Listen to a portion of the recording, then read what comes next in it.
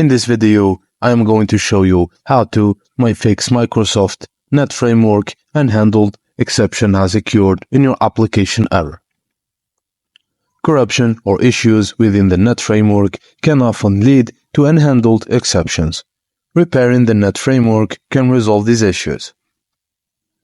Microsoft provides a NET Framework repair tool designed to fix certain issues with the NET Framework. Download it from the official Microsoft website. Open the downloaded tool and follow the on-screen instructions to repair the NET Framework installations on your system.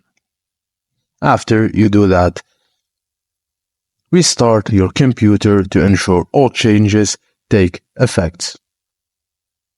You can also try and update in your Windows, reinstall the NET Framework, or check for other solutions by contacting the Microsoft support.